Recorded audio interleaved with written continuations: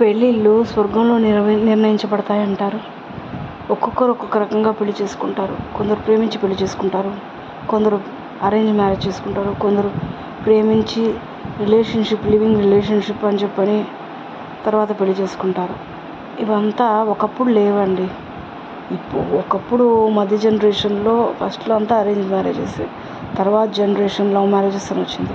ఇప్పుడు ఇంకా కొత్తగా అప్డేట్ అయ్యి మన టెక్నాలజీస్ అంతా అప్డేట్ అయ్యాయి కదా, అట్లాగే మ్యారేజెస్లో కూడా లివింగ్ రిలేషన్షిప్ అని చెప్పి కొత్తగా అప్గ్రేడ్ చేశారు, అప్డేట్ చేసినట్టుగా.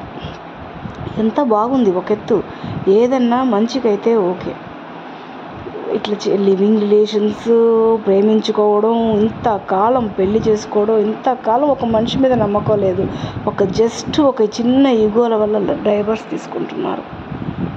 వీళ్ళొకట ఎక్కడ పోతుంది సమాజం? ఇదేనా అభివృద్ధి అనేది?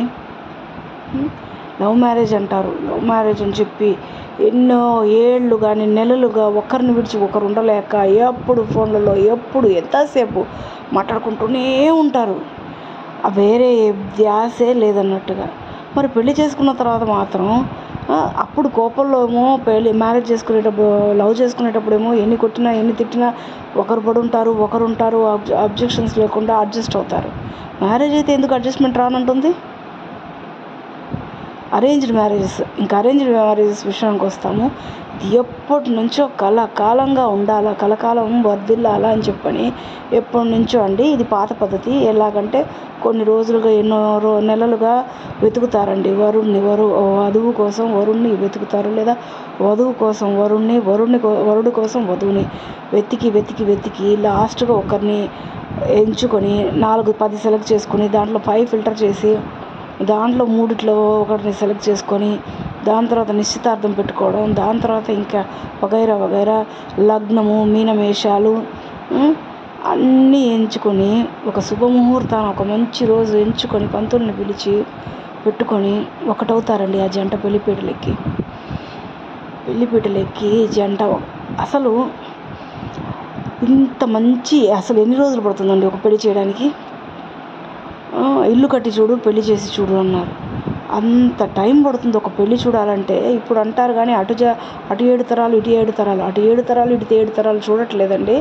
ఒక తరం చూస్తే చాలు అన్నట్టుగా, ఒక తరం చూస్తే చాలు అన్నట్టుగా చేస్తున్నారు. కరెక్టే.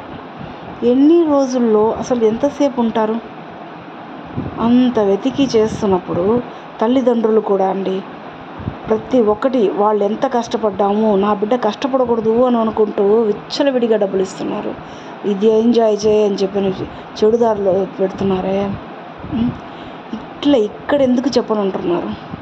అడ్జస్ట్ చేసుకోవాలమ్మా, ఒకరింటికి పోవాలి, వాళ్ళకు అనుగుణంగా ఉండి నీ అభివృద్ధి సాధించు, వంశాభివృద్ధి, దాని తర్వాత జాబ్కి వెళ్ళదలుచుకుంటే వెళ్ళేది అని చెప్పాలండి. అడ్జస్ట్మెంట్ అనేది అమ్మాయికి తల్లిదండ్రులు నేర్పించాలి. అదేవిధంగా అబ్బాయికి కూడా అబ్బాయి తల్లిదండ్రులు నేర్పించాలండి. ఒక అమ్మాయి అందరినీ వదులుకొని మనల్ని నమ్మి వస్తుంది, మనం ఒక కుటుంబం ఉన్నాము తన వెనక అని చెప్పే ధైర్యాన్ని, సపోర్ట్ మనం ఇవ్వాలి అని చెప్పి ప్రతి ఒక్క తల్లిదండ్రులు ఇవ్వాలండి. ఇది చేయాల్సింది. అంతేగాని మా అమ్మాయి గొప్ప, మీ అబ్బాయి చాలా ఇది అని చెప్పి మా అబ్బాయి గొప్ప, మీ అమ్మాయి ఇంత ఇది కాదు అని చెప్పని ఏందండి ఇది కీచులాడుకోవడాలు? అదేవిధంగా మా అమ్మ నాన్నలు అలాగే ఉంటే బిడ్డలు ఈ ముందుకు వస్తారా పెళ్ళిళ్ళు చేసుకోవడానికి? ఎంత కష్టం ఉంది ఆ పెళ్ళిళ్ళు చేసుకునేదానికి. 1/2 సెకండ్లో ప్రాయంగా నాకు ఇతను వద్దు అని అంటున్నారు. ఒక్క ఈగో, ఒక్క కొట్లాట, ఒక చిన్న తిట్టడమో కొట్టడమో, వీటికే ఇదైపోతే ఇంకేంటి లైఫ్ చూస్తారు మీరు? లైఫ్లో ఏం ఒడిదుడుకులు చూస్తారు? ఇష్టాలు సుఖాలు మాత్రమే జీవితం కాదు, కష్టాలు కూడా జీవితం. అట్టని మరీ కష్టాలే జీవితం అని చెప్పి పడమని చెప్పి నేను చెప్పట్లేదండి. దానికి ఒక లిమిట్ ఉంటుంది. ఆ లిమిట్ దాటితే డైవర్స్ తీసుకోవడంలో తప్పులేదు.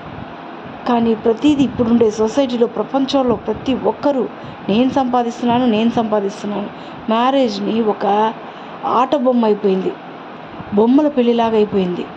నిజం చెప్పాలంటే ప్రతి ఒక్కరూ తల్లిదండ్రులు కూడా పట్టించుకోవట్లేదు. ఆ తర్వాత తదనంతరం అసలు పెళ్ళి అనేది ఎందుకు చేస్తారు? జీవితకాలం డబ్బు కాదు అవసరం, ఒక మనిషి తోడు అనేది అవసరం అని చెప్పి చేస్తున్నారు. చాలామంది ఇప్పుడు సొసైటీలో విడిపోతున్నారు. మా ఇంట్లో అలా కాదని చెప్పి, జరగకూడదని చెప్పి కోరుకుని పెళ్లి చేయాలండి. పెళ్లి చేసిన తర్వాత తునప్రాయంగా చేయడం ఎందుకు చేస్తున్నారు? పెళ్లి పిచ్చి పట్టా? అంతమంది విడిపోతున్నారే, నా బిడ్డకి పెళ్లి చేయాల్సిన అవసరం లేదని చెప్పి ఏ తల్లిదండ్రులు అనుకోవట్లేదే, చేస్తున్నారే. ఎందుకు చేస్తున్నారు? పిచ్చి పట్టి చేస్తున్నారా పెళ్ళిళ్ళు? కాదు. డబ్బు గొప్పది కాదు, ప్రేమ అనేది కలకాలం నిలుస్తుంది. నా అనే వాళ్ళు ఉండాలా, ఒక్కరు కాకపోయినా ఒక్కరైనా ఉండాలా అని చెప్పి తోడుని వెతికేదే ఆ సారాంశం, పెళ్ళి యొక్క సారాంశం. నువ్వు డబ్బులు ఎంత పెట్టుకొని ఎంతమంది ఉన్నా ఒక్కరు నీ దగ్గర ఉండరు నిజాయితీగా. అది ఒక్కటి మాత్రం మర్చిపోయి మన జనరేషను అభివృద్ధి చెందాం అని చెప్పని ఎటుపోతున్నారు? అభివృద్ధి చెంది డైవర్సల్ సైడా? అలాంటప్పుడు పెళ్ళిళ్ళు చేసుకోవాల్సిన అవసరం లేదే.